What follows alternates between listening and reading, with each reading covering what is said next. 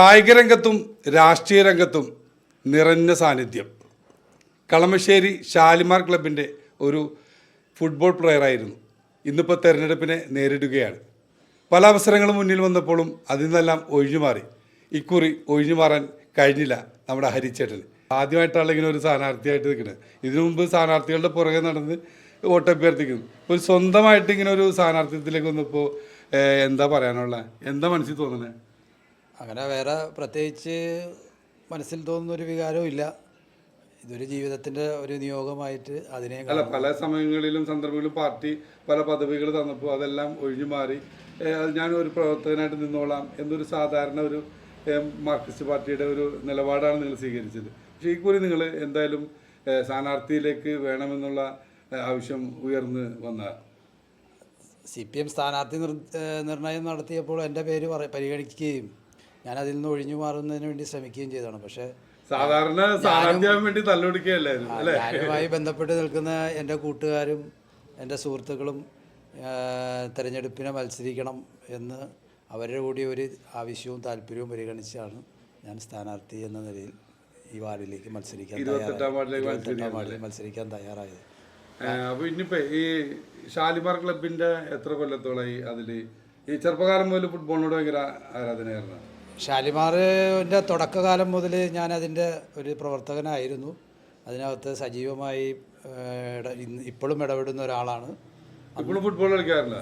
ഇല്ല, നിലവിലിപ്പോൾ ഫുട്ബോൾ കളിക്കുന്നില്ല. അന്നത്തെ കാലത്ത്, എൻ്റെ ചെറുപ്പകാലത്ത് ആ ടീമുമായി ബന്ധപ്പെട്ടുള്ള എല്ലാ ഫുട്ബോൾ കളിയിലും ഞാനൊരു പ്രധാനപ്പെട്ട അംഗമായിരുന്നു. ഇപ്പോൾ എനിക്ക് ശേഷമുള്ള തലമുറയാണ് ആ ക്ലബിനെ ഫുട്ബോൾ കളിയുമായി ബന്ധപ്പെടുത്തി നിലനിർത്തുന്നത്. ഓരോ വോട്ടർമാരുടെ മനസ്സുപോലെ ഇരിക്കും നിങ്ങളുടെ വിജയവും പരാജയവും. അപ്പോൾ നിങ്ങൾ വിജയിച്ചു വന്നാൽ ആദ്യം നടപ്പിലാക്കാൻ പോകുന്ന പദ്ധതി എന്തായിരിക്കും? ഞാൻ ഈ വാർഡിൽ ആദ്യമായി വിജയിച്ചു വന്നാൽ ആദ്യമായി നടപ്പിലാക്കുക എന്ന് ഉദ്ദേശിക്കുന്നത് ലൈഫ് പദ്ധതി നടപ്പിലാക്കുക. അതായത് കയറിക്കിടക്കാൻ ഒരു വീടില്ലാത്തവൻ്റെ ബുദ്ധിമുട്ട്, വേദന അത് ഇല്ലാത്തവനെ മനസ്സിലാവും. അതുകൊണ്ട് തന്നെ ലൈഫ് പദ്ധതി നടപ്പിലാക്കുന്നതിനാവശ്യമായ നടപടികൾ എൻ്റെ ഭാഗത്ത് ഒരു കൗൺസിലർ എന്ന നിലയിൽ ഞാൻ സ്വീകരിക്കുമെന്നാണ് അതിനെക്കുറിച്ച് പറയാനുള്ളത്. ഈ വാർഡിലാണ് നിരവധി ആളുകളുണ്ട് അങ്ങനെ വീടില്ലാത്ത? പിന്നെ ഒത്തിരി പേരുണ്ട്.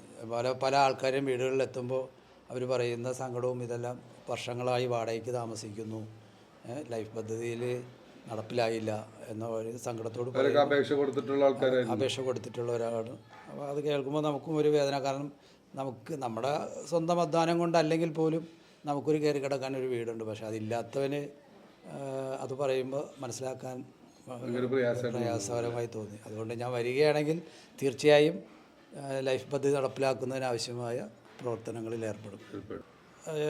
നിലവിൽ വർഷങ്ങളായി UDF മത്സരിച്ച് ജയിക്കുന്ന വാർഡാണ്. പക്ഷേ എന്നാൽ ഈ വാർഡുമായി ബന്ധപ്പെട്ട് അതിൻ്റെ വികസന പ്രവർത്തനങ്ങളോ ഒന്നും നടത്തുന്നതിന് നിലവിലുള്ള UDFൻ്റെ ഭരണ സംവിധാനത്തിന് അല്ലെങ്കിൽ UDFൻ്റെ കൗൺസിലർക്ക് ഇവിടെ നിലവിൽ കഴിഞ്ഞിട്ടില്ല എന്നുള്ള ഒരു പരാതി ഈ വാർഡിലെ മുഴുവൻ വോട്ടർമാരുടെ ഇടയിലുണ്ട്.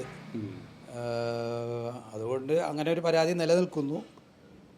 എന്തായാലും അത് മറികടക്കാം, അവരുടെ ഭൂരിപക്ഷം മറികടക്കാനുള്ള ശ്രമത്തിലാണ് ഞാൻ എൻ്റെ സഹപ്രവർത്തകർ. അതെ, ഇപ്പോൾ കഴിഞ്ഞ ദിവസം നിങ്ങളുടെ ഒരു വീഡിയോ കണ്ട് കുട്ടികളോട് നിങ്ങൾ ഫുട്ബോളാണ് ലഹരി ആവേണ്ടതെന്നുള്ളത്. അപ്പോൾ അതെന്ത് സന്ദേശമാണ് നിങ്ങൾ? തീർച്ചയായും എനിക്ക് പറയാനുള്ളത്, ഇപ്പോൾ ഈ പരിസരത്ത് പന്ത് കളിക്കുന്നതിനായിട്ടുള്ള ഒരു സ്ഥലം എന്ന് പറയുന്നത് ചങ്ങമ്പുഴ നഗറിനകത്തുള്ള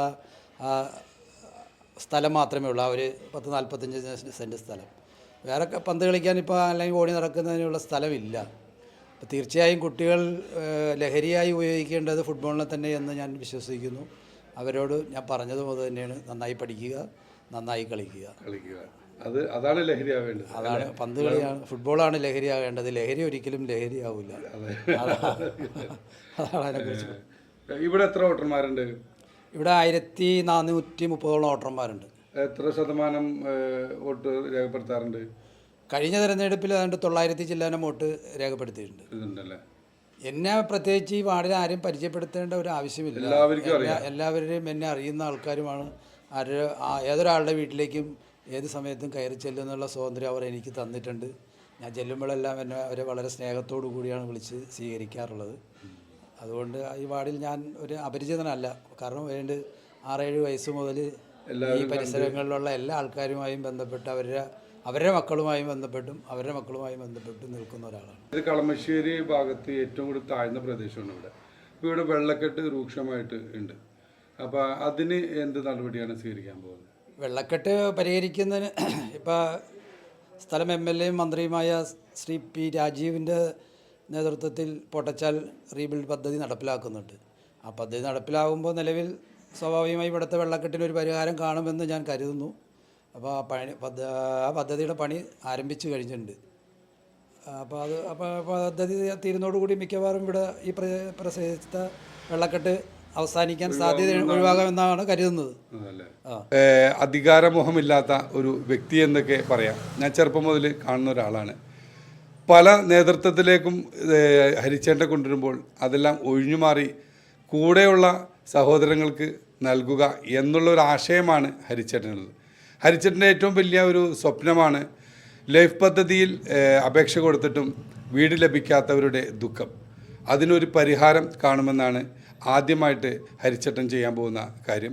രണ്ടാമത് ഈ പൊട്ടച്ചാലും അതുപോലെ തന്നെ വിദ്യാനഗറിലും അനുഭവിക്കുന്ന വെള്ളക്കെട്ടിന് ഒരു ശാശ്വത പരിഹാരം ഉണ്ടാകുമെന്നാണ് കൗൺസിലറായി വരാൻ പോകുന്ന, നിങ്ങൾ തിരഞ്ഞെടുക്കുകയാണെങ്കിൽ വരാൻ പോകുന്ന ഹരിച്ചേട്ടൻ പറയുന്നത്.